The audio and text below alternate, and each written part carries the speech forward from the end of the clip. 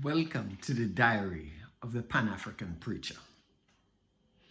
There is an African proverb that says the firewood in a community gets the community's food done. A black woman in the Song of Solomon's reiterated the situation she found herself in when she said, "My mother's sons were angry with me and made me take care of the vineyards. My own vineyard I had to neglect." Her statement reflects Kenya's present economic woes. Most of the East Africa countries' efforts and earnings are being used to pay others. Although the media focuses on the current demonstrations in the country led by the youths, the country does not get a respite from its indebtedness. Kenya's total public debt is estimated at 64.8% of its GDP.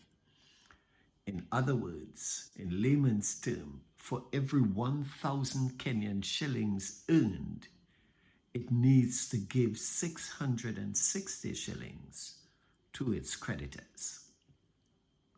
That leaves 340 shillings for education, food production, hospitals, roads, employment creation, government salaries, dams, and national security. So Kenya youths have taken to the streets for the past 7 weeks to demand lower taxes, lower living costs, lower levels of corruption, lower levels of unemployment, and higher standards of governance and accountability. These demands are not unreasonable, at least not unreasonable for any democratic country, and certainly required for a robust, developed Africa. President Ruto and his government must be brutally honest with these young citizens and inform them that the nation cannot provide them all with jobs. The best that the government can do is to offer an environment that is conducive to job creation and entrepreneurship. However, this must be done within a context of a compact with the people that envisages reduced foreign control and interference in Kenya's economy and development, and a clear pathway towards national self-reliance. If nothing else, the current demonstration showcases the eloquence of Kenya's youth. They are cognizant of the wider issues and are considerate of the country's future.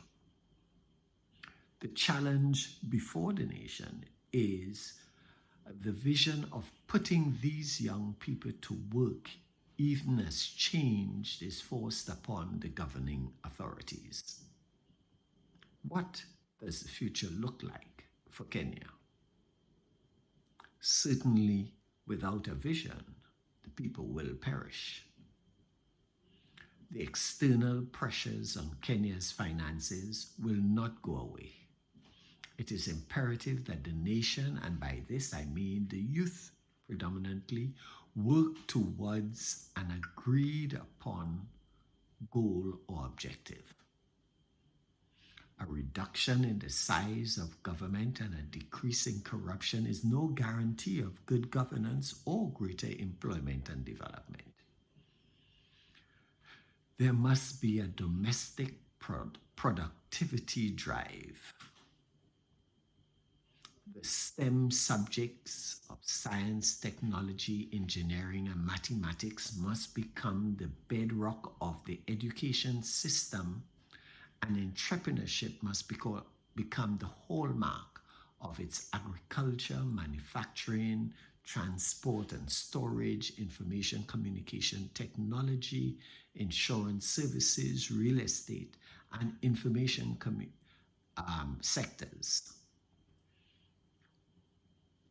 It is imperative that the country employ these energetic, educated young people if the nation is to pay its way out of the economic hole that it finds itself in. Ashe.